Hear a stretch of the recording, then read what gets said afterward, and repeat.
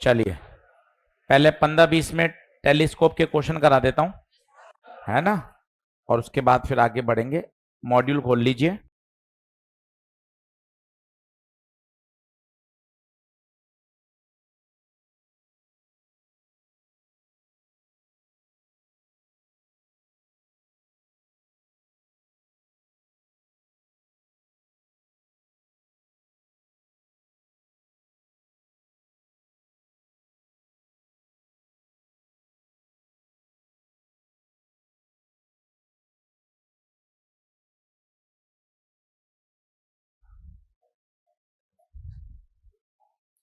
चलें, अब सबसे पहले एक बात याद रखें, टेलीस्कोप में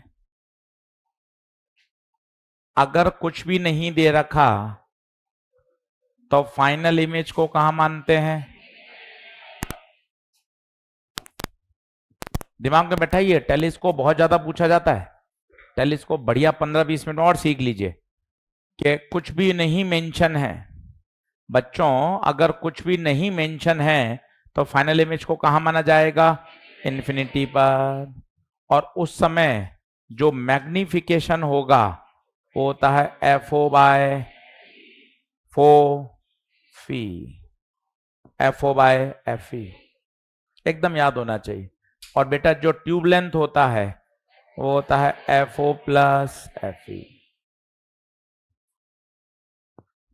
ये दिमाग में सेट कर लीजिए।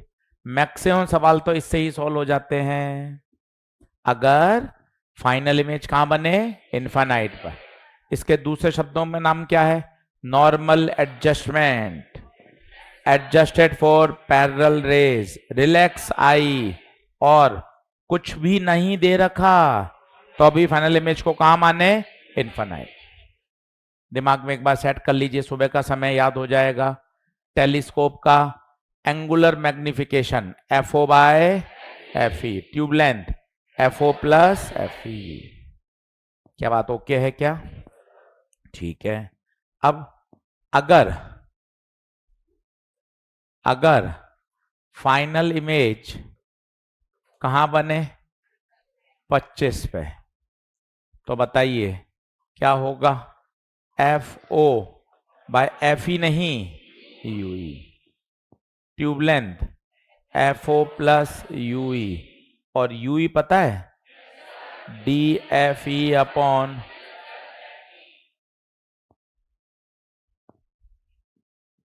ये दो स्लाइड एकदम अगर बढ़िया याद है तो टेंशन नहीं है। एक बार लिख भी लें तो कोई शर्म वाली बात नहीं है। अपने ही नोट्स हैं, अपने ही नंबर हैं, अपने ही गवर्नमेंट मेडिकल कॉलेज, तो अपन को लिखने में कोई शर्म नहीं है। एक बार सुबह सुबह लिख ले, जितना लिखा हुआ रहेगा उतना ब्रेन में इंप्रेशन रहता है, ज्यादा लंबे समय तक रिकॉल होता है। ये प्रूवन बात है, इसलिए कहीं कोई दिक्कत नहीं आएगी अगर लिखा हुआ रहेगा तो। पीछे भैया नहीं दिख रहा तो आगे आ जाओ, सीट खाली आ जाओ। सही, ओके। पीछे किसी को नहीं विजिबल है भैया, सीट खाली आ जाओ। कंफर्टेबल हैं सब?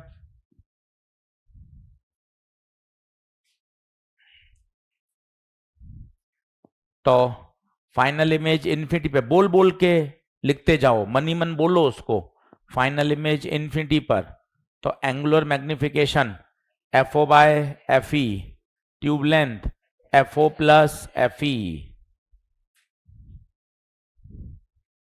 करूं नेक्स्ट स्लाइड कर दूं क्या?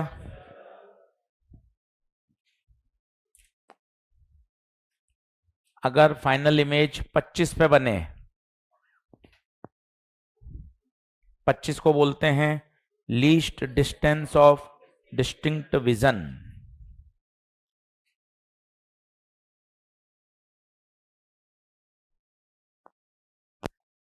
बढ़ चले, चल भाई।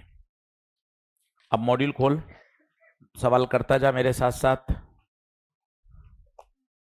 जैसे सबसे पहले आओ सवाल नंबर 12, 12, 13, 14, 15 सब निपटा दो।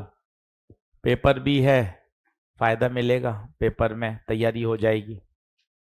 12 मॉड्यूल रोज लाओ, एक दिन भी ऐसा नहीं हो कि मॉड्यूल नहीं हो। 12, the objective of small telescope has focal length 120। तो ऑब्जेक्टिव की फोकल लेंथ है तो बताओ क्या होगा, FO 120। डायमीटर दे रखा है 5। डायमीटर, अरे सर डायमीटर तो किसी फॉर्मूले में आता ही नहीं है, ऐसे ही दे रखा है यार, ऐसे ही दे रखा है। डायमीटर का कोई यूज ही, focal length of eyepiece 2, FE कितना 2। अब बता फाइनल इमेज के बारे में कोई जानकारी है, फाइनल इमेज के बारे में कोई जानकारी नहीं है तो आगे आजा, बेंच यहां खाली है, इधर आजा। फाइनल इमेज के बारे में कोई जानकारी नहीं है तो बताइए मैग्निफिकेशन कितना, FO बाय FE, M का फॉर्मूला FO बाय FE, खत्म। डायमीटर का कोई यूज नहीं है। बच्चे कितना आ जाएगा आंसर, 60। टिक लगाता जा। 13वां कर, सारे निपटा दे आज, घर पे 1 घंटा ले और ऐसी कोशिश कर कि इंस्ट्रूमेंट एकदम बढ़िया तैयार हो जाए। 13वां कर, ऑनलाइन वाले सभी बच्चों को नमस्कार है, ऑडियो वीडियो क्लियर है क्या, एक बार थम्स अप करें। कोई किसी तरह का स्क्रीन ग्लिच, ब्लैक स्क्रीन, बीच में कोई लैग, सब ठीक है, बहुत बढ़िया। रिकॉर्डेड लेक्चर सब चल रहे हैं, ऐप में मॉड्यूल, ऐप में DPP, सब ओके है, बहुत बढ़िया। राहुल, नजीम, DV सिंह, सब ठीक है बेटा, ऑल ओके, डन, ठीक है। चलिए, तो M बराबर हो गया FO बाय FE, ये FO आ गया, FE आ गया, ठीक है। 13 हो गया क्या, ठीक है।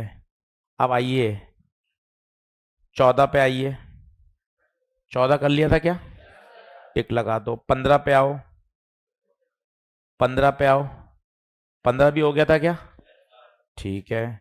अब आओ सबसे अच्छा सवाल है 11वां, 11वां भी करा दिया, 11वें के जैसा है 9th। चलो 10 पे आओ, 10 पे आओ, हाँ सारे बता देते हैं। लिखो पहले 10वां आओ, फिर एक बार 9th और 11th बताऊंगा। 10वां करो, तेज बोलिए। एंगुलर मैग्निफिकेशन जो आता है वास्तव में माइनस ही होता है, क्योंकि जो फाइनल इमेज होती है वो इन्वर्टेड होती है। अगर एंगुलर मैग्निफिकेशन आया आपका 24 और ऑप्शन में 24 और -24 दोनों है, तो कौन सा टिक लगाना चाहिए, -24, सही है। चलिए कौन से में आ रहे हैं भैया, 10वां। 10वें में मैं पहला पार्ट तो आसान है, फाइनल इमेज इन्फिनिटी पर, वो तो आप कर सकते हैं। फाइनल इमेज इन्फिनिटी पर, केस 1, फाइनल इमेज इन्फिनिटी पर, तो मेरे हिसाब से ये तो दिक्कत देगा नहीं। M बराबर क्या देगा, FO by FE, tube length FO plus FE, ये आ जाना चाहिए पहला पार्ट तो। दूसरा पार्ट काम का है, फाइनल इमेज कहां बने, 25 पे। उसको निकालने से पहले UE फाइंड कर लो, UE फाइंड कर लो पहले। तो UE का फॉर्मूला बोलो एक बार सब, एक बार बोल लो, मुंह खोलो, DFE upon D plus FE। Mummy का समय सबको, एक बार बोल लो मम्मी का समय, DFE अपॉन, बेटा पीछे बोलने, बेटा प्यारी मम्मी, बिल्कुल इग्नोर मार दिया, मम्मी मम्मी कसम के बाद भी इग्नोर मार दिया।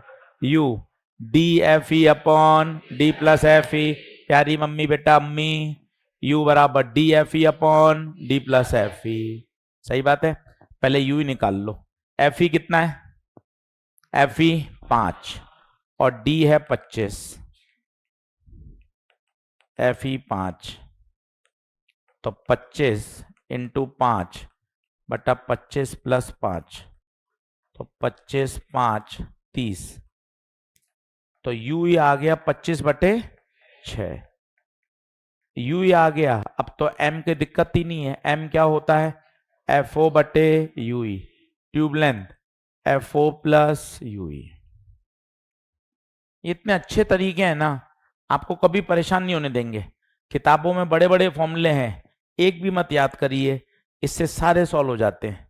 अब FO कितना है बताइए, FO कितना है 60 डिवाइडेड बाय 25 बटे 6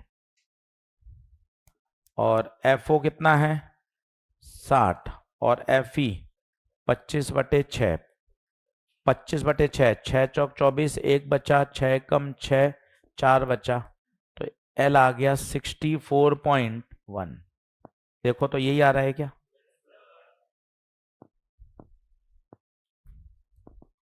और ये भी सॉल्व कर लो। M 60 इंटू 6 बटे 25, 5 से काट दीजिए, सॉल्व हो जाएगा। एक एक सवाल बनना चाहिए, मजा तब है, ऐसी जिद पालनी पड़ेगी कि सर मुझे तो एक एक बनना चाहिए, एक एक, कोई किसी तरह का इफ एंड बट नहीं चाहिए। पीछे पड़ोगे तो बनेंगे भाई, टाइम लगेगा, किसी को 1 घंटा भी लग सकता है, किसी की स्पीड स्लो है, 1 घंटा देना पड़ेगा भाई। फिर जब 2 3 4 बार पढ़ लोगे, सही सुन रहे हो, 4 बार पढ़ लोगे तब पेपर में क्लिक करेगा, अभी नहीं क्लिक करेगा। आप सोचो अभी क्लिक कर जाए, अभी तो एक बार पढ़ा है, 7-8 महीने में तो सब भूल जाओगे।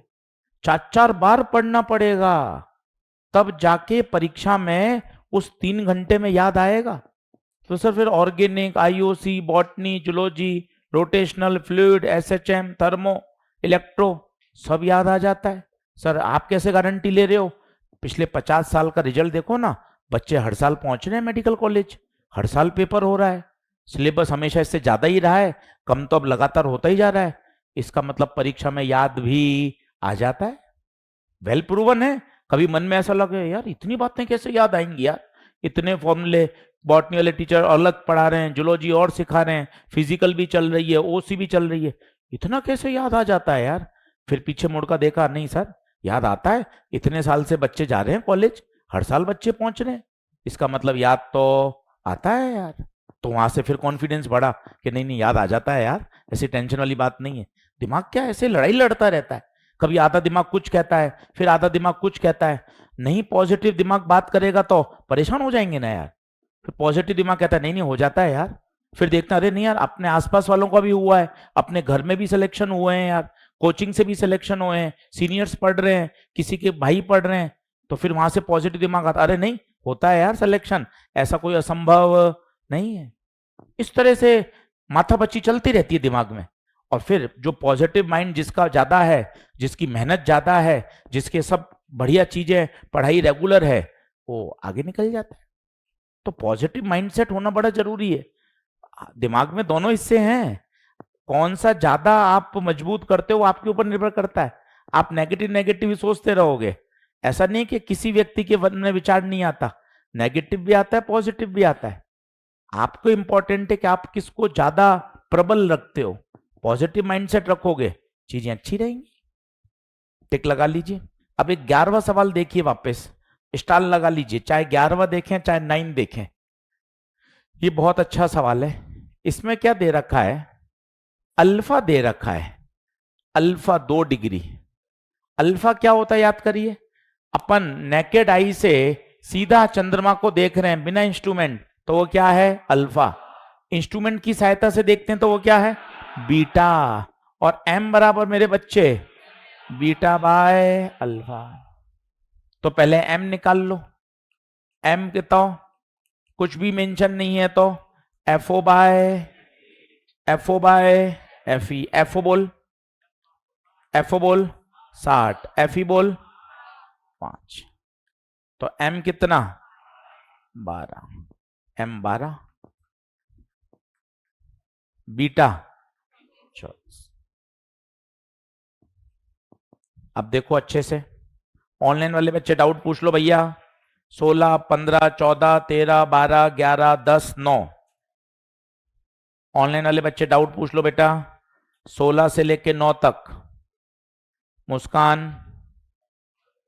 डीवी सिंह, दिशा।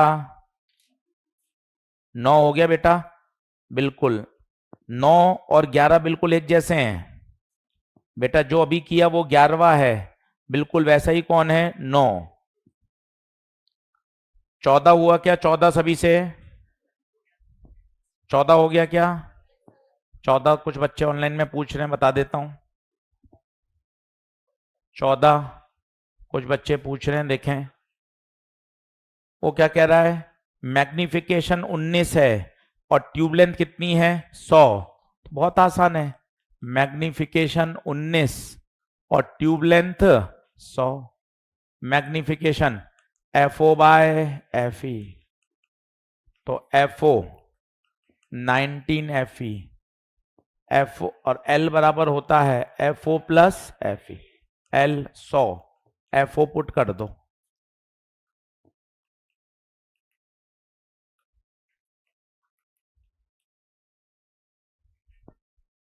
ऑनलाइन वाले बच्चों देख लो बेटा, क्लियर है। जिसने 14 पूछा था, कई बच्चों ने, FO आ गया, ये FE आ जाएगा बेटा। FE को यहां रखोगे तो क्या आ जाएगा, FO। चलिए अब 9 से 16 ऑल क्लियर है क्या, टिक लगा लीजिए। 9 से 16 ऑल डन। समीर सुबह सुबह मजे ले रहे हैं। नो डाउट सर, आप पढ़ाते ही ऐसा हैं कि सब बन जाते हैं। समीर भैया आपको बहुत बहुत शुभकामनाएं। देव कुमार, शिवम राज, समीर, चलिए ऑल डन। आगे बढ़े भाई। अब आज इसको पूरा करिए, और आपको बढ़िया समय लग रहा है कि नहीं सर, और मजे आ रहे हैं, सॉल्व एग्जाम्पल में निपटाइए। 45, 46, 47 सारे सॉल्व एग्जाम्पल कर लीजिए भाई। एक ही साल है, अब किसी के लिए रखने थोड़ी ना है।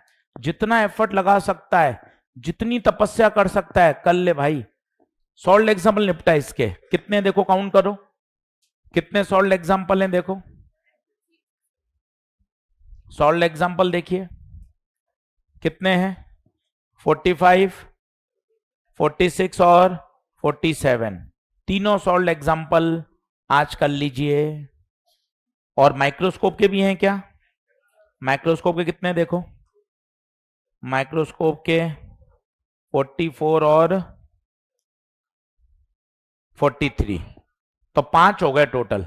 आज ये एक टास्क रखो, खुद सॉल्यूशन मत देखो, आज ये टास्क रखो 43, 44, 45, 46 और 47। भाई एक अलग कॉन्फिडेंस लेकर उठोगे, कह रहे यार मुझे चीजें और बढ़िया समझ में आ रही है। चलें क्या आगे, चलिए। अब एक बार कंपाउंड माइक्रोस्कोप 10 मिनट और सिखाता हूं, ठीक है, आज तीसरी बार, ताकि क्या वो दिमाग में बैठे। उसके सवाल बड़े क्या होते हैं, कठिन होते हैं। तो लिखिए हेडिंग, कंपाउंड माइक्रोस्कोप।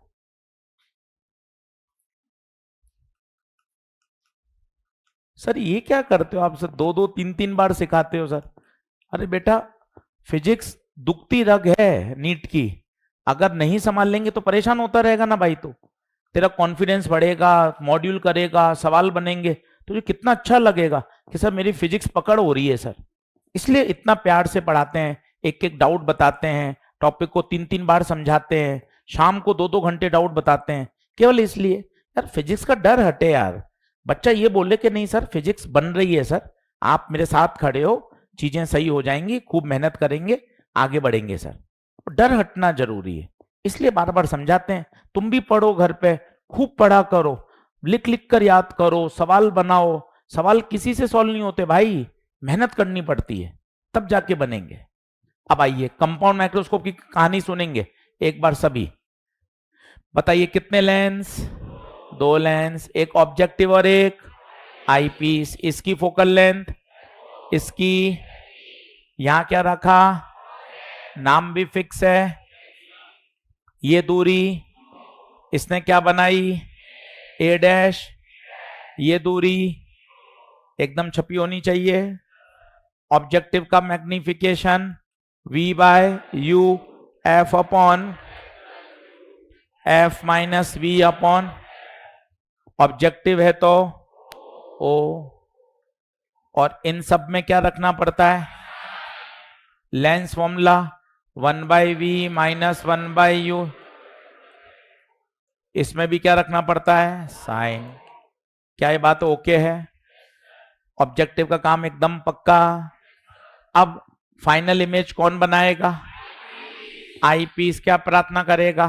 हे प्रभु, हे परमपिता परमेश्वर, हे ईश्वर, हे अल्लाह, अगर फाइनल इमेज इंफिनिटी पे बनानी है तो ऑब्जेक्ट मेरे फोकस पे होना चाहिए, ऑब्जेक्ट मेरे फोकस पे होना चाहिए। तो सोचो, इसके दो फॉर्मूले होते हैं, या तो होता है डी बाय या होता है D by F E. Final image infinity पर, ये 25 पे, ये दूरी यूई। अब तुम सोचो, यूई बड़ा जबरदस्त है, ये कैसे डिसाइड होता है? अभी टेलीस्कोप में भी याद था, अगर फाइनल इमेज इंफिनिटी पे चाहिए तो कहां होना चाहिए? फोकस पे। तो ये क्या बन जाएगा? F E. अगर फाइनल इमेज 25 पे चाहिए तो यू क्या हो जाएगा? D F E upon D plus F. इतना सटीक याद होना चाहिए। Overall magnification M O into M ई।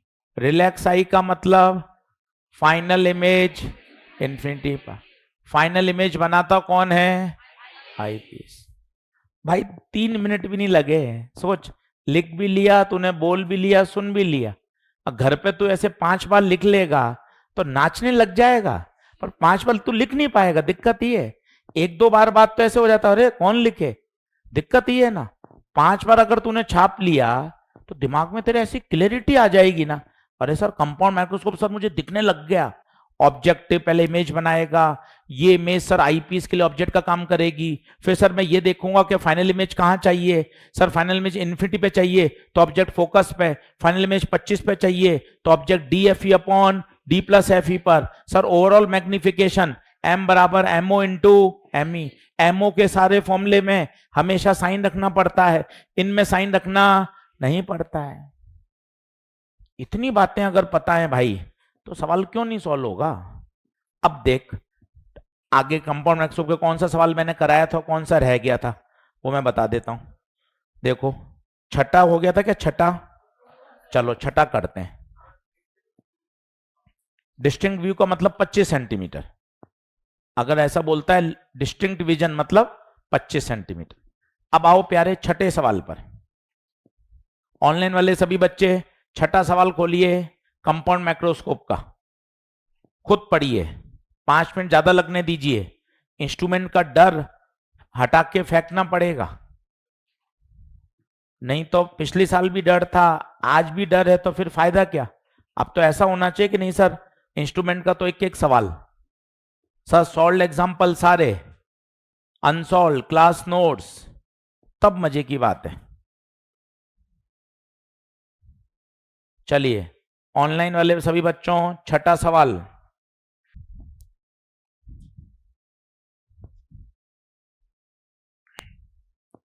छठा, अब वहीं से बातें निकालें, क्लिक किसी को नहीं करता, बैठे रहने से कुछ नहीं होगा। वहीं से सोचें कहां बढ़ सकता हूं, किस एरिया में आगे बढ़ सकता हूं, कौन सा हिंट काम का है। चमकता किसी को नहीं है। तू परेशान हो रहा है सर मेरे नहीं चमक रहा, किसी के नहीं चमकता, मेहनत करके ही चमकेगा, चमकता किसी को नहीं है भाई। The distance between object and I piece,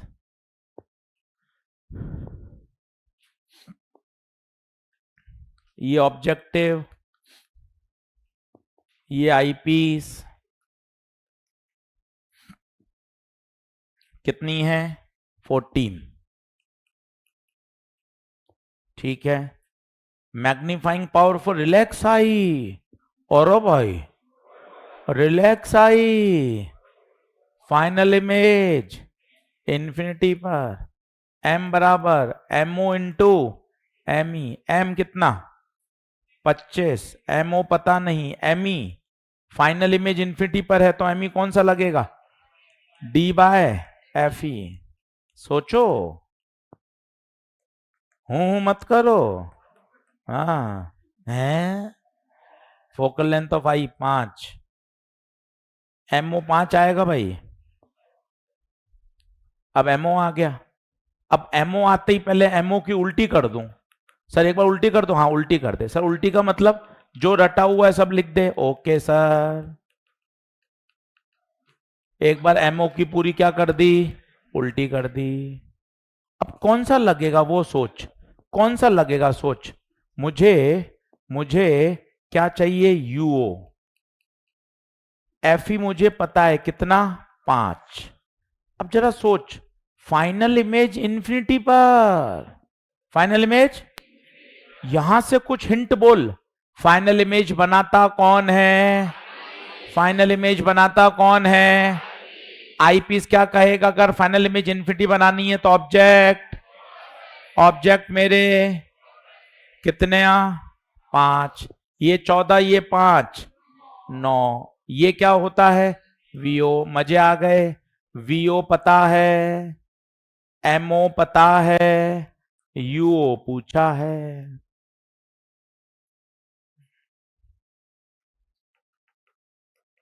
कितना बढ़िया सवाल है।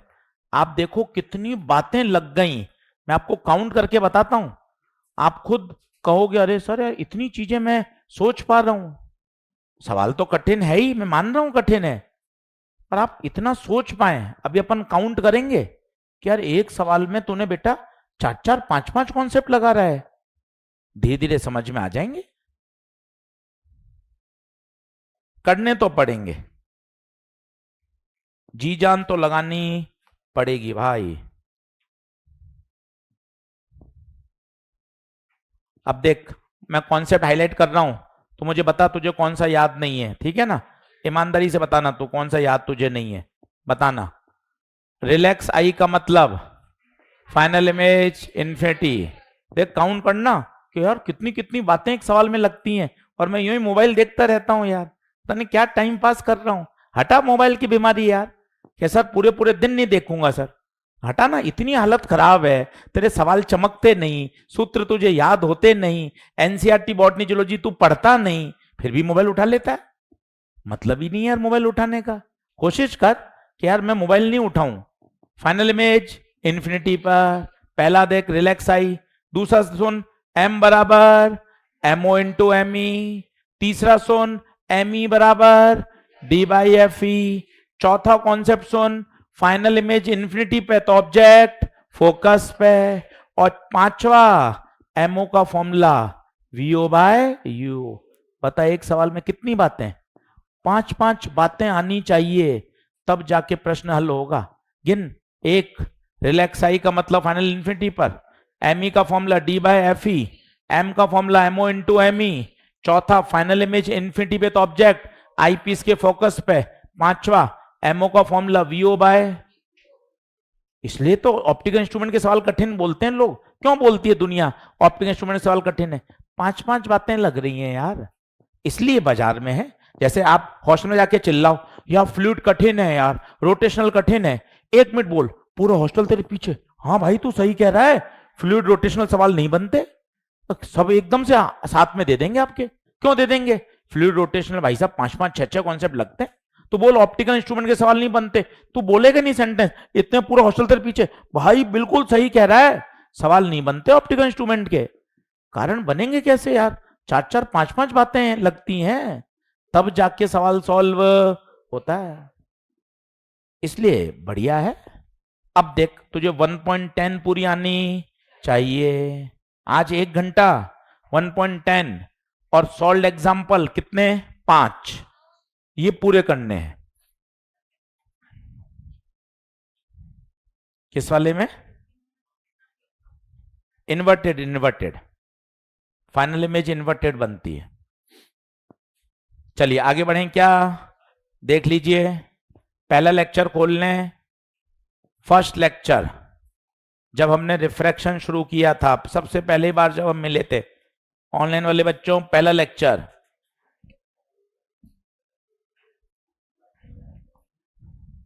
फर्स्ट लेक्चर मिला क्या?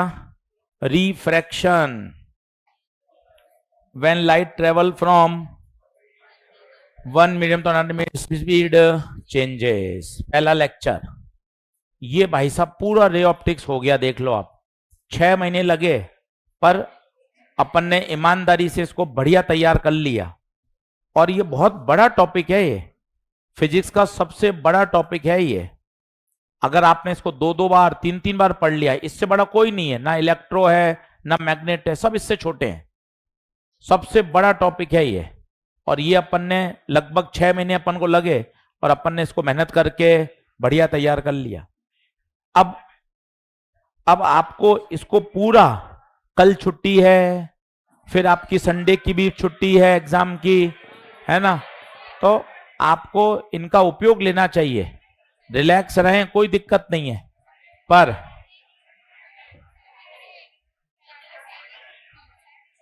हाँ हाँ ठीक है, तो अपन को टेस्ट की तैयारी करनी है भैया। रे ऑप्टिक्स अपन को पूरा रिवाइज करके आना है, पूरा का पूरा।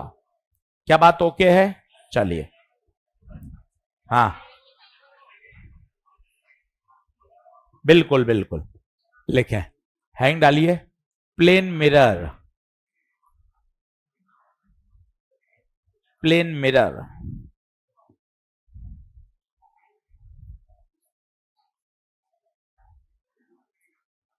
प्लेन मिरर, ये एक छोटा सा टॉपिक है और एनसीईआरटी के थ्योरी सेक्शन में नहीं दे रखा है।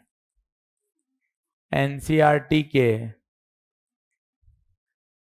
थ्योरी में है ही नहीं, कहीं उसने प्लेन मिरर लिखा ही नहीं है। सीधा क्या शुरू करता है? Spherical mirror. तो प्लेन मिरर है ही नहीं। एनसीईआरटी के एक्सरसाइज में एक क्वेश्चन दिया हुआ है बस, और लास्ट 15 ईयर से एक क्वेश्चन आया है वही।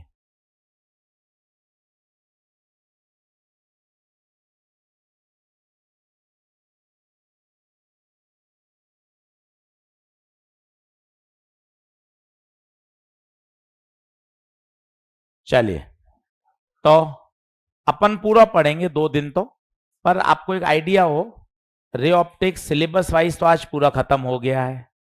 प्लेन मिरर के बारे में मैंने आपको 3 स्टेटमेंट लिख दिए हैं। स्टेटमेंट 1 देखिए, एनसीईआरटी के थ्योरी सेक्शन में नहीं है। दूसरा स्टेटमेंट, एनसीईआरटी के बैक क्वेश्चन में केवल एक क्वेश्चन दे रखा है। और तीसरा, लास्ट 15 साल से प्लेन मिरर का एक ही क्वेश्चन आया है, उसी कॉन्सेप्ट पर जो एनसीईआरटी में बैक क्वेश्चन दिया हुआ है। शुरू करते हैं, लिखें प्लेन मिरर। अब आराम से 2 लेक्चर पढ़िए। पेपर का टेस्ट का सिलेबस हो चुका है और यहां तक आपको करना है। प्लेन मिरर पेपर में नहीं दे रहा हूं। अब देखें, यह है आपका प्लेन मिरर। यहां आपने रखा ऑब्जेक्ट। रोज आप प्लेन मिरर के सामने खड़े होते हैं, सुबह अभी तैयार होकर आए हैं, बाल बना के आए हैं, तो प्लेन मिरर के सामने खड़े होते हैं। अब आप ध्यान से देखिए, ऑब्जेक्ट से लाइट निकली, ये देखिए, हम रियल ऑब्जेक्ट हैं, हम मिरर के सामने खड़े हैं, तो हम रियल ऑब्जेक्ट हैं। अब आप देखो, रियल ऑब्जेक्ट की परिभाषा क्या होती है? इंसिडेंट रे का स्वभाव देखो, डाइवर्जिंग है। देखिए, तो रियल वर्चुअल, क्योंकि चैप्टर खत्म होने को आ रहा है, अभी भी रियल वर्चुअल के हमारे फंडे क्लियर नहीं है। हमारे दिमाग में अभी भी क्या है? रियल मतलब जो असली में होता है, वर्चुअल मतलब जो इमेजिनरी होता है, जो दिखता नहीं है, जो सपनों में होता होगा, जिसको पकड़ नहीं सकते, जिसको दबा नहीं सकते, है ना। तो ऐसा नहीं होता, ऐसा नहीं होता। तो वास्तव में क्या है, हमेशा रेस से इसको तैयार करिए। ये देखिए, इंसिडेंट रे का स्वभाव कैसा है? इंसिडेंट रे का स्वभाव डाइवर्जिंग। तो पहला कॉन्सेप्ट, अगर इंसिडेंट रे कैसी हैं? डाइवर्जिंग, तो बेटा जी वो ऑब्जेक्ट कैसा होगा? रियल। पहली परिभाषा, रियल ऑब्जेक्ट की परिभाषा, इंसिडेंट रे डाइवर्जिंग। सफेद रंग की रेस को क्या बोलेंगे? इंसिडेंट। अब ध्यान से सब लोग बोर्ड पे देखो, मिरर क्या करेगा? रिफ्लेक्ट। मिरर क्या करेगा? रिफ्लेक्ट। अब आप देखना, ये रिफ्लेक्ट किया, ये रिफ्लेक्ट किया, ये रिफ्लेक्ट किया। मेरे बच्चे बताओ देखकर, क्या रिफ्लेक्टेड रे आपस में मिल रही हैं क्या?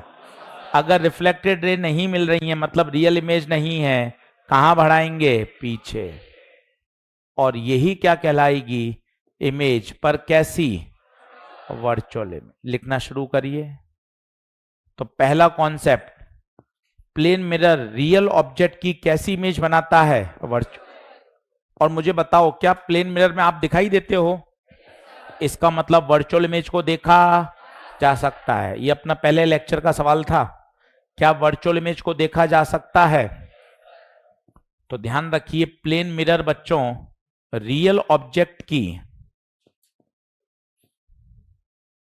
प्लेन मिरर रियल ऑब्जेक्ट की बच्चों कैसी इमेज बनाता है? वर्चुअल।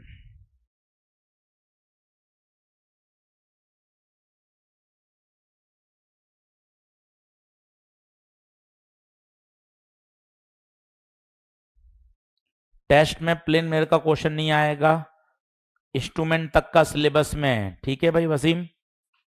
वर्चुअल इमेज को देखा जा सकता है, बिल्कुल ठीक है। कितनी स्लाइड हुई हैं? 480 स्लाइड हो गई बेटा, 480 स्लाइड हो गई बेटा। ऑल्टरनेटिंग करंट चल रहा है। नजीम भाई कह रहे हैं मन बहुत भटकता है। बहुत बढ़िया। मन तो भटकेगा भैया, दिल धड़कता है इसलिए। बहुत बढ़िया। मन भटक रहा है मतलब आप जिंदा हैं, है ना? चलिए, तो plane mirror, plane mirror real object की कैसी इमेज बनाता है? Virtual. Question arises, what about virtual object? Virtual object का प्लेन मिरर क्या करेगा? तो पहला प्रश्न ये है, सर वर्चुअल ऑब्जेक्ट होता क्या है, पहले ये बताओ। आप अगर वर्चुअल ऑब्जेक्ट को फील करोगे तो नहीं कर पाओगे। डेफिनेशन पे जाओ, क्या डेफिनेशन जरा सुन और खुद डेवलप कर। अगर इंसिडेंट रे, एजी सर सुनो, थोड़ा सब्र करो, ठहरो। इंसिडेंट रे अगर डाइवर्जिंग होती हैं तो रियल होता है। तो उल्टा सोच, इंसिडेंट रे कैसी ला? इसका मतलब ये प्लेन मिरर, और इस पे देख, मैं सफेद रंग की जो रे लाया वो इंसिडेंट रे है। जरा सोच के बता, इनका स्वभाव क्या है? कन्वर्जिंग। अब ऑब्जेक्ट कहां होता है? अब बच्चे कहते हैं ऑब्जेक्ट इन्फिनिटी पर है ना, ये गलत परिभाषा है। ऑब्जेक्ट की परिभाषा, चैप्टर खत्म हो रहा है। इंसिडेंट रेज का पॉइंट ऑफ इंटरसेक्शन, तो ये इंसिडेंट, इनका पॉइंट ऑफ इंटरसेक्शन, ये है ऑब्जेक्ट। आशीष सर, इसको डॉट डॉट डॉट डॉट क्यों बनाया? मिरर इनको आगे जाने क्यों नहीं देगा? मिरर इनको क्या कर देगा? रिफ्लेक्ट, आगे जाने ही। इसका मतलब इंसिडेंट रे कभी आपस में मिल नहीं पाएंगी। तो जब जब इंसिडेंट रे, अच्छे से देखिए क्योंकि ये सबका डाउट है भाई, तुझे समझ में आएगा तब मजे आएंगे। रियल ऑब्जेक्ट तो 10वीं से पढ़ रहे हैं, तो वर्चुअल ऑब्जेक्ट को अच्छे से समझना कि वर्चुअल ऑब्जेक्ट क्या। पहले दिमाग को समझा, फील नहीं करूंगा, नहीं समझ पाऊंगा। फिजिक्स की डेफिनेशन पे जाऊंगा, इंसिडेंट रे डाइवर्जिंग है तो real object, incident ray converging है तो वर्चुअल ऑब्जेक्ट। ऑब्जेक्ट क्या होता है? Point of intersection of incident raise. White colour की इंसिडेंट रे का पॉइंट ऑफ इंटरसेक्शन ऑब्जेक्ट। अब बताइए, रिफ्लेक्शन करते हैं, dot dot dot dot, normal खींचा, ये रिफ्लेक्ट, ये रिफ्लेक्ट। अब खुद बताइए, क्या क्या इमेज रियल है या वर्चुअल है? कैसे पता चला? रिफ्लेक्टेड रे आपस में कट गई, इसका मतलब इमेज रियल। तो भाई ये तो जबरदस्त उल्टा पुल्टा मामला है। क्यों जी सर, उल्टा पुल्टा क्यों हो रहा है? ऑब्जेक्ट रियल था तो इमेज वर्चुअल थी, ऑब्जेक्ट अगर वर्चुअल है तो इमेज रियल है। लिख लीजिए। तो ये प्लेन मिरर की एक शानदार प्रॉपर्टी आ गई कि अगर ऑब्जेक्ट वर्चुअल है तो इमेज रियल होगी। दूसरी शानदार प्रॉपर्टी, जितनी दूरी पर ऑब्जेक्ट होता है, अगर ऑब्जेक्ट 10 सेंटीमीटर है तो इमेज भी 10 सेंटीमीटर। ऑब्जेक्ट 10 सेंटीमीटर पर है तो इमेज भी 10 सेंटीमीटर पे होगी।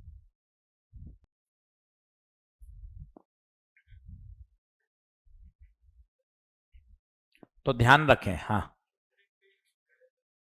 इंसिडेंट रे पैरेलल होंगी तो कभी इसका इंटरसेक्शन होगा ही नहीं, इसलिए तो हम उसे बोलते हैं ना वो रियल है ना वर्चुअल है। बस कहां से बोलते हैं? इन्फिनिटी से आ रही है। इमेज भी नहीं बनेगा, वापस वो पैरेलल ही चली जाएंगी ना। चलें क्या आगे? हाँ जी। सेकंड वाले का एग्जांपल कोई सीधा एग्जिस्ट नहीं करता। वर्चुअल ऑब्जेक्ट को हम देख नहीं सकते आंखों से, तो ये तो कभी कुछ कॉम्बिनेशन होगा तब एग्जिस्ट करेगा। क्या बात ओके है क्या? तो ध्यान रखिए, रियल का क्या होता है? वर्चुअल। अब वर्चुअल की क्या बनेगी? रियल। दूसरा कॉन्सेप्ट देखो, जितनी दूरी पर ऑब्जेक्ट उतनी दूरी पर इमेज। और आगे देखें, हमें ऐसा लगता है कि मिरर सामने होना चाहिए। ये देखें, हम बाल बनाते हैं तो हमें लगता है यार मिरर सामने होना चाहिए। तो अब मिरर है ऊपर, देखिए आप, अब मैंने मिरर ऊपर लगा रखा है, आपको कैसा देखूंगा, कैसे इमेज कैसे बनेगी? मिरर तो सामने होना चाहिए। ये एक मिथ है कि इमेज के लिए मिरर सामने होना चाहिए, ऐसा कुछ भी नहीं है। मिरर को क्या मतलब है यार? ऑब्जेक्ट सामने है, तू तीसरी बार पढ़ रहा है या चौथी बार पढ़ रहा है, 11 12 में तूने फुल मजे किए, मिरर को इससे कोई मतलब नहीं है। मिरर को तो मतलब है इंसिडेंट रे से। अब आप देखना, इंसिडेंट रे टक टक, ये इंसिडेंट रे हुई। अब बताइए क्या मिरर इनको रिफ्लेक्ट करेगा? यस। कम एंगल पे आई हैं, कम एंगल पे जाएंगी, ज्यादा एंगल पे आई हैं, ज्यादा एंगल पे जाएंगी। अब रिफ्लेक्टेड रे का पॉइंट ऑफ इंटरसेक्शन, ये पीछे बढ़ाया, ये पीछे बढ़ाया, जहां कटी वहां इमेज बनी। तो आज ये मिथ भी क्लियर हो गया। अरे यार जरूरी नहीं है मिरर सामने हो, मिरर कहीं भी हो, इमेज तो बनेगी ही बनेगी। अब एक बढ़िया प्रॉपर्टी देखिए, मजा आएगा। इमेज हमेशा ऑब्जेक्ट के ठीक सामने बनती है। ये देखिए, हमेशा ठीक सामने। पिछले डायग्राम देखिए, ये ऑब्जेक्ट था, इसके ठीक सामने, ये ऑब्जेक्ट था, इसके ठीक सामने। दूसरी बात देखिए, ऑब्जेक्ट और इमेज को मिलाने वाली लाइन मिरर के परपेंडिकुलर, ऑब्जेक्ट और इमेज को मिलाने वाली लाइन मिरर के परपेंडिकुलर। यहां भी देखिए मजा आ रहा है, ऑब्जेक्ट और इमेज को मिलाने वाली लाइन मिरर के परपेंडिकुलर। तो मैं इतनी नाटकबाजी हर बार नहीं करूंगा। लो चलो सर, इसमें बताओ कहां बनेगी, इसमें बताओ कहां बनेगी। तो पिछले 3 डायग्राम से क्या समझ में आया? इमेज हमेशा ऑब्जेक्ट के ठीक सामने बनती है, इमेज हमेशा ऑब्जेक्ट के ठीक सामने बनती है, और ऑब्जेक्ट और इमेज को मिलाने वाली लाइन मिरर के परपेंडिकुलर होती है। अगर ये 5 सेंटीमीटर पर है तो ये भी 5 पे हो। बनाइए। तो यहां से एक बात समझ में आई, ये कोई जरूरी नहीं है कि ऑब्जेक्ट मिरर के सामने ही हो। तो ध्यान दीजिए, line joining, line joining object and image is always perpendicular to the plane mirror.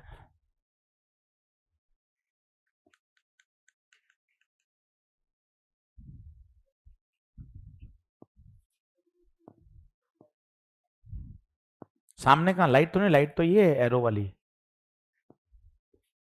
ये सामने लाइट थोड़ी ना है वाली, इधर सिर्फ लाइन जोड़ा है। इमेज मिरर पे नहीं बनती, इमेज का तो मतलब होता है point of intersection of reflected ray, mirror पर नहीं बनती इमेज, रिफ्लेक्टेड रे का पॉइंट ऑफ इंटरसेक्शन। ये रिफ्लेक्टेड रे है बच्चे, ये रिफ्लेक्टेड रे है। अब इसका पॉइंट ऑफ इंटरसेक्शन जहां होगा वहां इमेज बनेगी, अपने घर पे भी बन सकती है, हॉस्टल में बन सकती है। अब इसका पॉइंट ऑफ इंटरसेक्शन ये पीछे बढ़ाया, ये पीछे बढ़ाया, यहां बन गई। मिरर पर बनती है ऐसा कोई सेंटेंस ही नहीं है बेटा। इमेज की परिभाषा क्या होती है? Point of intersection of reflected rays. क्या आगे बढ़ें क्या?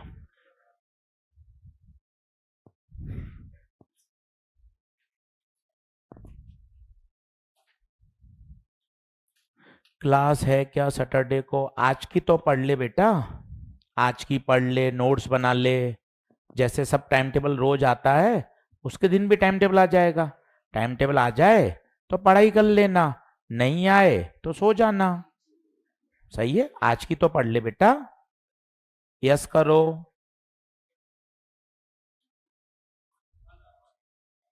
चलो आगे बढ़ें क्या? लिखें। आगे बात करते हैं एक्सटेंडेड ऑब्जेक्ट। आप और मैं पॉइंट ऑब्जेक्ट नहीं है, हम सब क्या हैं? Extended object. एक्सटेंडेड ऑब्जेक्ट क्या होते हैं वो देखिए। ये जैसे मिरर है, ये आपने मिरर के सामने रख दिया एक पेन या पानी की बोतल। अब इसकी इमेज कैसी बनेगी? तो बड़े ध्यान से सुनिएगा। सबसे अच्छा तरीका क्या है? बोर्ड पे देखिए, बहुत सारे पॉइंट मान लीजिए, ये बहुत सारे पॉइंट मान लिए। अब सुनते जाना, ये पॉइंट मिरर के पास है, जितनी दूरी पर है उतनी ही दूरी पर क्या बनेगी इसकी इमेज। ये वाला पॉइंट मिरर के पास है तो इसकी इमेज मिरर के पास। ये वाला पॉइंट इधर है, बिल्कुल इसके सामने। ये वाले पॉइंट की बिल्कुल यहां। सबको जोड़ दोगे तो क्या बन जाएगी? इमेज। सर थोड़ा कम समझ में आया, एक बार और बताता हूं। मान ले ऐसा कोई एरो होता तो इसकी इमेज कैसी बनती? सीधा एक कॉन्सेप्ट, मिरर तो एक ही बात जानता है, जितनी दूरी पर ऑब्जेक्ट उतनी दूरी पर इमेज। अब देखना, मन खुश कर, मजा आएगा। ये वाला पॉइंट मिरर के पास है तो इसकी इमेज मिरर के, ये वाला पॉइंट मिरर से दूर है, दूर बनेगी। ये देखिए इमेज ऐसी बनेगी। कुछ भी कर सकते हैं, कॉन्सेप्ट समझ में आना चाहिए। मान लो इस तरह से एल है, अब बताइए एल की इमेज कैसे बनेगी? ये वाला पॉइंट पास है तो इसकी इमेज पास, ये पॉइंट दूर है, इसकी इमेज दूर। इन सबको जोड़ दीजिए, ये इमेज बन गई। तो प्लेन मिरर तो केवल एक कॉन्सेप्ट जानता है, जितनी दूरी पर ऑब्जेक्ट उतनी दूरी पर इमेज। आपको बेसिक समझ में आना चाहिए, आप करते जाएंगे।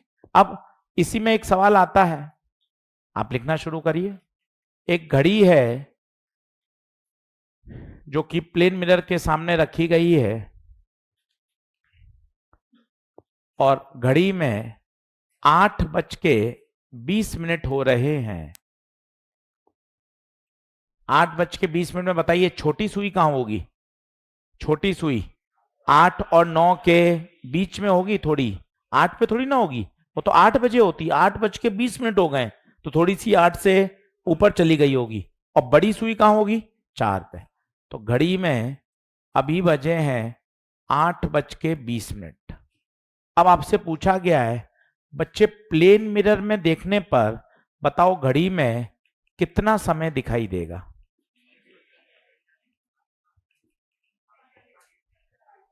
देखते हैं। अभी बताते हैं, नोट करते जाइए, नोट करते जाइए।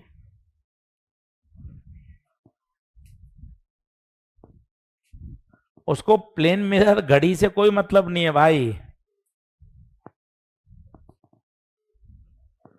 उसको प्लेन मिरर घड़ी से कोई मतलब नहीं है।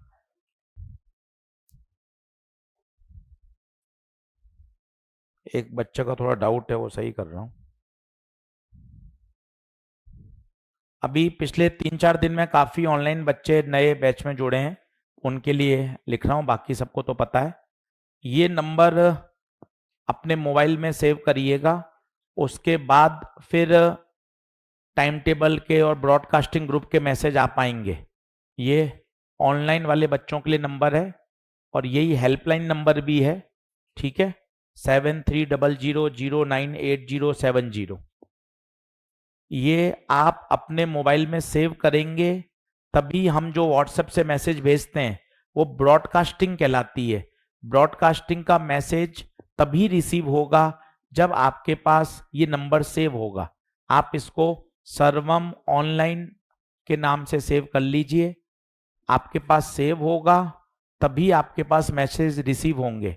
ब्रॉडकास्टिंग होती है वो एक साथ सबके पास मैसेज जाता है, आपको इंडिविजुअल दिखाई देता है, पर वो ब्रॉडकास्टिंग है। वो तभी आएगा जब आपके पास मोबाइल में नंबर सेव होगा। तो काफी बच्चे इंक्वायरी कर रहे हैं, जो अभी पिछले 3-4 दिन में काफी बच्चे ऐड हुए हैं ऑनलाइन बैच में, उनके लिए मैं बता रहा हूँ। इसी पर आपको हमेशा कांटेक्ट करना है। कोई भी कभी क्लास नहीं चल रही, कोई रिकॉर्डेड लेक्चर नहीं आ रहा है, कोई मॉड्यूल या डीपीपी अपलोड नहीं हुई है, आप इस पे व्हाट्सअप कर दीजिए, आपकी प्रॉब्लम पूरी रिजॉल्व होती है। ये सीधी इसकी हैंडलिंग मैं खुद देखता हूँ, बच्चों से बात भी करता रहता हूँ। तो आपके पास जो भी समस्या है कि कोई भी टेक्निकल ग्लिच है, आप इस नंबर पर मैसेज कर दें, रिजोल्यूशन जल्दी हो जाएगा। सही है, चलिए अभी जो बच्चे जुड़े हैं उनके लिए एक जानकारी थी, वापस पढ़ाई की तरफ आते हैं। अब आप देखिए क्या होगा। प्लेन मिरर को घड़ी से मतलब नहीं है, प्लेन मिरर तो केवल एक बात जानता है, जितनी दूरी पर ऑब्जेक्ट उतनी दूरी पर इमेज। आना देखना मजे से। सर ये वाला पॉइंट, ये वाला पॉइंट ध्यान से देखिए कहां है, मिरर के पास, तो इसकी इमेज भी मिरर के पास बनेगी। कहां है ये, इस वाले से एक नीचे, यहां देखिए ये दूर है, तो इसकी इमेज भी दूर बनेगी। कहां है, इन दो के बीच में, इसके और इसके बीच में। अब बताइए घड़ी में कितने बजे, 3:40। ये देखिए ये 3 और 4 के बीच में है, 3 और 4 के बीच में, और ये कहां है, 8 पर है, तो कितने हो गए, 3:40। ये तो इसका एक्चुअल तरीका है। अब इसका जुगाड़ क्या बना दिया गया वो देखो, परीक्षा में जुगाड़ क्या बना दिया गया। जब भी आपको टाइम चाहिए इसको 11:60 में से घटा दीजिए, ये इसका जुगाड़ है, कोई इसके पीछे फिजिक्स नहीं है। फिजिक्स तो ये है जो अपन ने समझी, जितनी दूरी पर ऑब्जेक्ट उतनी दूरी पर इमेज, ये जुगाड़ है। 11:60 में से घटा दीजिए। अब आप देखो कुछ भी आपको दिमाग नहीं लगाना, सीधा आंसर आएगा। 0, 6 में से 2 गया 4, 11 में से 8 गया 3, तो आंसर आ गया 3:40। ये एक जुगाड़ है। अच्छा परीक्षा में आते नहीं है वो तो मैंने आपको पहले ही बता दिया है, परीक्षा में केवल एक सवाल आया है, एनसीईआरटी की थ्योरी सेक्शन में प्लेन मिरर है ही नहीं, तो बहुत ज्यादा इसका लोड है ही नहीं, पर अपन को बेसिक बेसिक बातें आनी चाहिए। और इतना हमने रे ऑप्टिक सीख लिया है, 2 लेक्चर और बात समझ लेते हैं। तो प्लेन मिरर में हमेशा एक ही कॉन्सेप्ट है, जितनी दूरी पर ऑब्जेक्ट उतनी दूरी पर इमेज। नहीं, नंबर इस घड़ी में छपे हुए नहीं है, सिर्फ लाइन लगी हुई है, नंबर नहीं छपे हुए। 12 कई घड़ियां ऐसी होती ना जिसमें नंबर नहीं छपे होते, इस घड़ी में डायल पर कोई अंक छपा हुआ नहीं है, सिर्फ लाइन है। तो इस लाइन की इमेज तो यही तो बनेगी, ऐसे ही बनेगी। सही है, इस घड़ी के डायल पर 1 2 3 4 5 6 नहीं है, नंबर होंगे तो सारे नंबर ही उल्टे हो जाएंगे, तो पढ़ ही नहीं पाएगा। इसमें ही दिक्कत आ रही है तुझे, बिना उसमें तो नंबर वाले में तो बड़ी दिक्कत आ जाएगी। हाँ नंबर आ जाएंगे तो घड़ी पढ़ ही नहीं पाएगा भाई। सही है, तो नंबर नहीं छपे हुए हैं डायल में। चलें, क्या आगे बढ़ें क्या? चलिए आगे बढ़ते हैं। लिखें मल्टीपल रिफ्लेक्शन।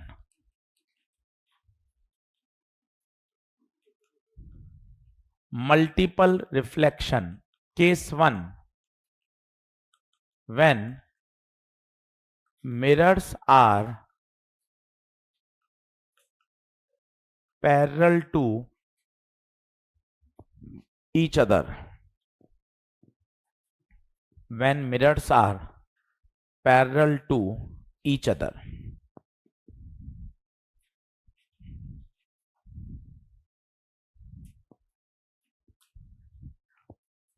अब समझिएगा, डायग्राम साथ साथ बना लीजिए। पहले तो मैं आपको इसकी एक्चुअल फिजिक्स सिखाता हूं कि एक्चुअल फिजिक्स में होता क्या है, और फिर अपन इसको टेबुलर फॉर्म में जैसे जल्दी सॉल्व होता है वो भी समझेंगे।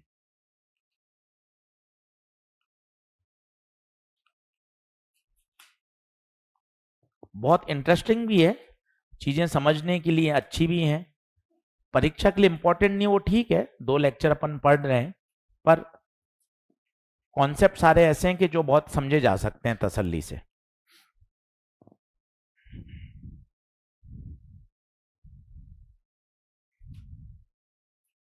चलिए अब सब लोग बोर्ड पे देखना कैसा है, बड़ा इंटरेस्टिंग है कॉन्सेप्ट, बोर्ड पे देखिएगा। पहले थोड़ा एलोबरेट करिए, खुद बोलिए ताकि मन लगे, नहीं तो बोर हो जाएंगे। मन लगे, नहीं तो फिजिक्स में नींद आती है। 2 मिरर हैं, M1 और M2, दोनों आपस में एक दूसरे के पैरेलल हैं। देख हेडिंग देख, मिरर्स आर पैरेलल। अब ये क्या रखा है, ऑब्जेक्ट, ऑब्जेक्ट से रे निकलेगी, ये M1 पे गिरी, टक। अब M1 क्या कहेगा, मेरे लिए ऑब्जेक्ट कितनी दूरी पर है, 3। अगर ऑब्जेक्ट आगे है तो इमेज पीछे, आप कुछ मत बनाइएगा। फिर यहां से रे रुकेंगी थोड़ी ना, ये टकरा के किस में जाएंगी, M2 पर। अब M2 क्या कहेगा, यही तो मजा है।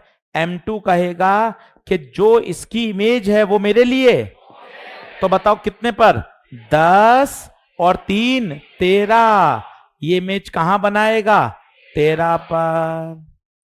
अब रे इधर जाएंगी, अब ये क्या बन जाएगा, ऑब्जेक्ट। कितने पर बताओ, 10 और 13। भाई साहब 23 पर क्या बनेगा, इमेज। पर अभी रुकेगा नहीं मामला, ये इधर जाएंगी। अब बताओ ऑब्जेक्ट कितने पर, 23 और 10 33, इमेज 33। और इस तरह से चलता ही रहेगा। तो पहला सवाल, नंबर ऑफ इमेज इनफाइनाइट। बाल कटवाने दुकान पे जाते हैं तो कई दुकानों पे ऐसे ही तो होता है, एक सामने मिरर रखता है, एक पीछे दीवार पे रखता है, तो आपकी बहुत सारी इमेज बनती जाती हैं, याद करिए। तो नंबर ऑफ इमेजेस कितनी हो गई, इनफाइनाइट, इनफाइनाइट इमेज बनती। और क्या पूछता अभी आप देखते जाइएगा। अभी ये आधी कहानी हुई है। क्यों गुरुजी आधी कहानी क्यों हुई है, देख ऑब्जेक्ट से तूने रे किस पे गिराई, M1 पे, ये कहां लिखा हुआ है, ऑब्जेक्ट से तो रे M2 पे भी जाएगी। अब कहानी और शुरू होगी। अब M2 क्या कहेगा, मेरे लिए तो ये ऑब्जेक्ट है, कितनी दूरी पर, 7। अगर 7 पर है तो इमेज भी 7 पे बनेगी, फिर ये यहां जाएगी। अब इसके लिए ऑब्जेक्ट कौन हो गया, ये 10 और 7 17, तो इमेज 17 पे बनेगी, फिर ऐसे चलता ही रहेगा। इसका मतलब number of images infinite. Sir ये तो देखने में ही सिर दर्द हो रहा है, बनेगा कैसे, बनाना भी नहीं है, पेपर में भी नहीं बनाना, अभी भी नहीं बनाना, तो इसका पेपर में सवाल कैसे आते होंगे वो बताइए, इसका तरीका क्या होता है सॉल्व करने का वो देखिए। M1 M2 लिखा, अब बताइए M1 से ऑब्जेक्ट की दूरी कितनी थी, 3, ये लिखी 3। देखते जाइएगा, फिर अगला सवाल करेंगे। M2 से ऑब्जेक्ट की दूरी 7, ये लिखी 7। अब ऐड करते जाइए 10, ये 10 क्या है, 10 क्या है, 10 क्या है, सेपरेशन बिटवीन द मिरर। 10 क्या है, सेपरेशन बिटवीन द मिरर। अब 10 ऐड करिए तो ये कितना 13, ये 17, ये 27, ये 23, ये 33, ये 37 एंड सो ऑन। भाई साहब आंसर आने लग गए। टेबल इतनी जबरदस्त ट्रिक है। ये क्या बता रहा है, M2 से इमेज की दूरियां चेक कर। M2 से इमेज 7 पे बन रही है, 13 पे बन रही है, 33 पे बन रही है, और आगे आएंगे तो ये भी आएगा। M1 की इमेज देख 3, 17, 23, 3, 17, 23। इस टेबल से सब कुछ पता लग सकता है। सर ऑब्जेक्टिव परीक्षा में सवाल कैसा आएगा, वो कहेगा position of third image from M1 बताओ। बताओ क्या आएगी, M1 से तीसरी, बोलो पहली, दूसरी, तीसरी। आंसर क्या आ जाएगा 23। तो आपको डायग्राम नहीं बनाना है, आप तो सिर्फ ओरिजिनल जो डायग्राम जो मैं अब रेड पेन से बना रहा हूं वो बना लीजिए, जिसमें 2 मिरर दिखाई दें। रेड पेन वाला बना लीजिए। ऑब्जेक्ट दिखाई दे, 3 सेंटीमीटर दिखाई दे, 10 सेंटीमीटर दिखाई दे, बस रेड पेन वाला बना लीजिए। तो इस टेबल से आप सवाल कर सकते हैं। ये 10 क्या है, 10 कोई बताएगा 10 क्या है? 10 क्या है? Separation between the mirrors. और अगर आपसे पूछे नंबर ऑफ इमेज बताओ, नंबर ऑफ इमेज बताओ, इनफाइनाइट।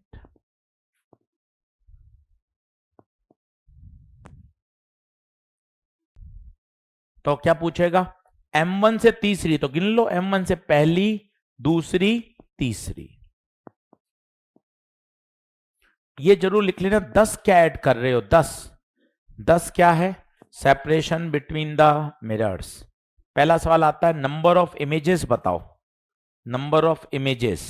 तो क्या होगा number of images, infinite. Concept कैसे होगी, सब अलग अलग लोकेशन पे है ना।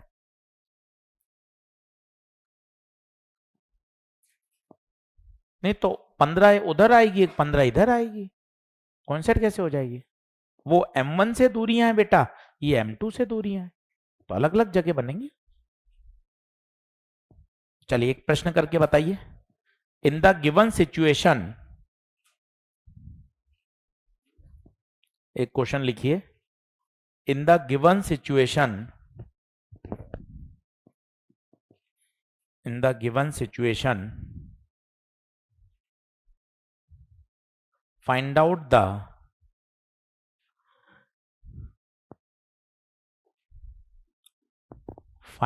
the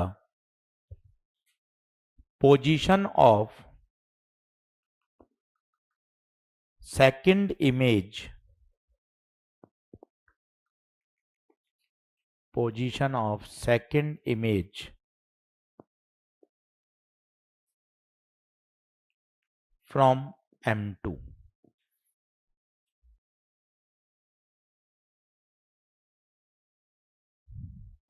तो टेबल बनाना शुरू करें। ये M1 और ये M2। M1 से दूरी 5, M2 से दूरी 5, 10 क्या है, 10 सेपरेशन, 15, 15, 25, 25 एंड सो ऑन। अब क्या पूछा बताओ, M2 से दूसरी, M2 से दूसरी, ये पहली और ये दूसरी। तो आंसर आएगा position of second image from M2।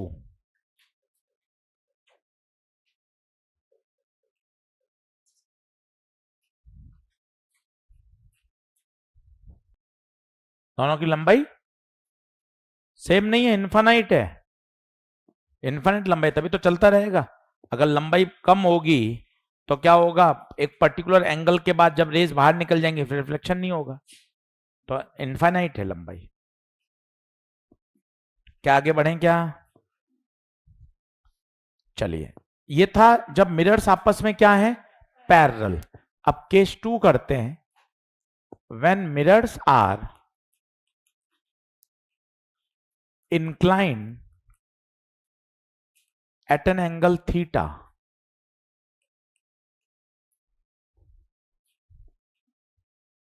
when mirrors are inclined at an angle theta, तो दो मिरर हैं और दोनों मिरर के बीच में एंगल कितना है, थीटा। अब आपसे पूछा गया नंबर ऑफ इमेज बताओ, तो इसका भी फॉर्मूला है स्टैंडर्ड, स्टेप 1 आपने पढ़ा हुआ भी हो। सबसे पहले क्या निकालें, 360 बाय थीटा, लिखते जाइए साथ साथ। बहुत ज्यादा ऐसे याद करने की जरूरत नहीं है, मैं आपको फिर बता चुका हूं बार बार, प्लेन मिरर एनसीईआरटी के थ्योरी सेक्शन में नहीं है, इसलिए बहुत कम संभावना रहती है प्रश्न आने की, और बैक क्वेश्चन में भी एक सवाल है बस प्लेन मिरर का। तो बस अपन पढ़ रहे हैं ताकि बुक्स में, मॉड्यूल में, आपके पुराने नोट्स में प्लेन मिरर दे रखा है, तो भाई आप एक बार पढ़ लोगे तो परेशानी नहीं आएगी। तो सबसे पहले क्या निकाल लें, 360 बाय थीटा। स्टेप नंबर 2, फिर चेक करें अगर n इवन नंबर आ रहा है, इवन नंबर आ रहा है, तो नंबर ऑफ इमेज n-1। क्या मतलब होता है अभी चेक करेंगे, समझेंगे। और अगर ये ऑड आ रहा है तो फिर आपको देखना पड़ेगा ऑब्जेक्ट कैसा रखा गया है। If object is kept symmetric,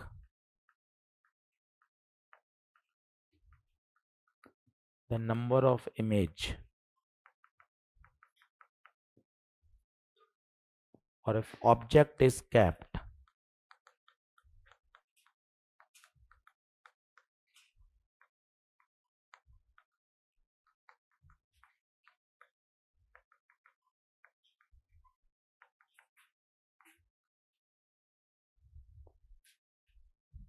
क्या मतलब है अभी एक प्रश्न करके समझ में आ जाएगा, और बहुत ज्यादा इसकी इंपॉर्टेंस नहीं है पर जानकारी होनी चाहिए इसलिए लिखवा दिया है। बताइए क्या ये बात ओके है। तो सबसे पहला स्टेप क्या निकालें, 360 बाय थीटा। थीटा क्या है, थीटा, थीटा ये भी लिख लो, theta is angle between the mirrors.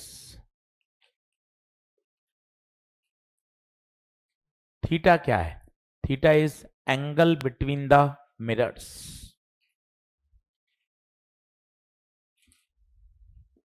अब जैसे एक क्वेश्चन करा रहा हूं, लिख लिया क्या, एक बार ऑनलाइन वाले बच्चे बताओ भाई लिख लिया क्या। नोट्स बनाने जरूरी है भैया, बिना नोट्स बनाए काम नहीं चलेगा। भले ही ऑनलाइन पढ़ रहे हैं बिल्कुल सिस्टमेटिक पढ़ें, जैसे अपन यहाँ ऑफलाइन वाले बच्चों को पढ़ रहे हैं वैसे आपको पढ़ना है, एक एक सवाल, एक एक नोट्स बनाने हैं। थम्स अप करके दिखाइए, चलिए बिल्कुल ठीक है। अब देखें जैसा सवाल कैसा है, मान लो आपसे कहा जाए दो मिरर 90 डिग्री पर हैं और आपसे कहा गया है बताओ नंबर ऑफ इमेजेस कितनी होंगी। तो बड़ा पॉपुलर सवाल है, आप घर पे भी कर सकते हैं। दो मिरर को 90 डिग्री पे रखिए, ये दीवारें 90 डिग्री पे होती हैं, दो मिरर को 90 डिग्री पे रख दीजिए। आपको लगेगा यार एक मिरर में एक इमेज बनती है तो दो में दो बनेंगी, जबकि मजे की बात है दो मिरर में बनेंगी कितनी, तीन।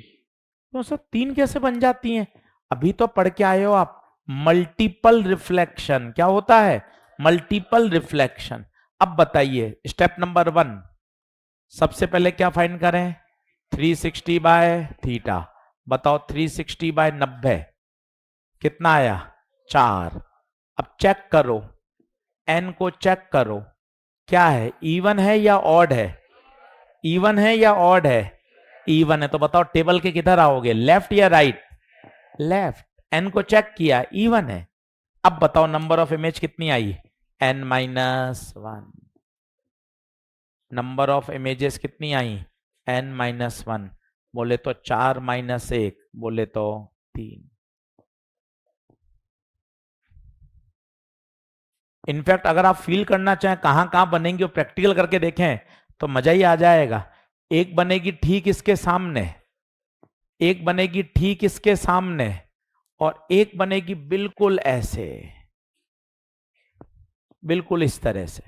3 इमेज बनेंगी और ये सब ऑब्जेक्ट और इमेज एक सर्कल पे लाई करेंगे। अगर एक सर्कल बना दिया जाए तो ये सारे के सारे एक सर्कल पे दिखाई देंगे। ये पहली इमेज, ये दूसरी इमेज, ये तीसरी इमेज, बिल्कुल एक इसके ठीक सामने, एक ठीक सामने और एक ऐसे। तो कुल 3 इमेजेस बनेंगी। आप चाहें तो घर पे ही देख सकते हैं। ये दीवारें 90 डिग्री पर होती हैं। एक मिरर यहां लगा दीजिए, एक मिरर यहां लगा दीजिए, पकड़ लीजिए हाथ से। यहां पर पानी की बोतल या मोबाइल कुछ भी रख दीजिए, आप देखिएगा 3 इमेज दिखेंगी। एक इसके पीछे, एक इसके पीछे और एक बिल्कुल इसके सामने। 3 इमेज दिखेंगे। एक सवाल और करके देखते हैं, थोड़ा कॉन्फिडेंस आए। मान लो मिरर 120 डिग्री पर है,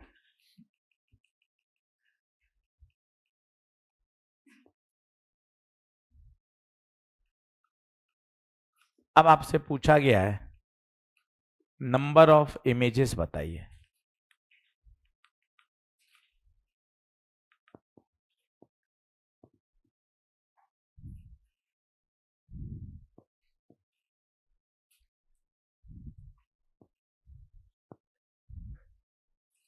नंबर ऑफ इमेजेस बताइए।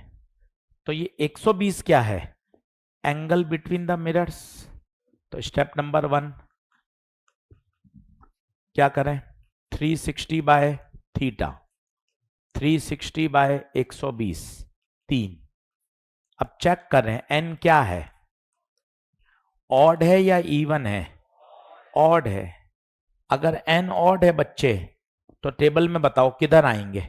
ये तो इवन है, ये तो काट दो। ऑड है, अरे ऑड में भी 2 केस हैं सर, ये तो ध्यान से देख, सिमेट्रिक है या असिमेट्रिक। सर हमें कैसे पता चला सिमेट्रिक है या असिमेट्रिक। ध्यान से देखो, ऑब्जेक्ट 60 पे रखा है, टोटल 120 है, तो एकदम एंगल बाइसेक्टर पर है। इसका मतलब कैसा है, सिमेट्रिक। तो गुप्ता सर असिमेट्रिक कैसे पता चलता।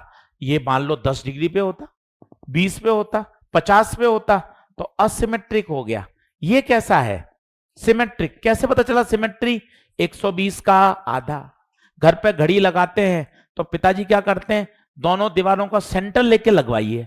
घर में घड़ी लगवाई, घर में सामान कोई बोर्ड पे या कोई तस्वीर लगवाते हैं तो सिमेट्री ऐसा थोड़ी ना कहीं भी टांग देते हैं, ऐसे सिमेट्री लेते हैं। सर ये सिमेट्री कैसे लेते हैं कि दीवार की लंबाई नापते हैं, फिर दोनों का सेंटर लेते हैं, उसके हिसाब से बोर्ड लगाया जाता है, घड़ी लगाई जाती है, तो ये सिमेट्री कहलाती है।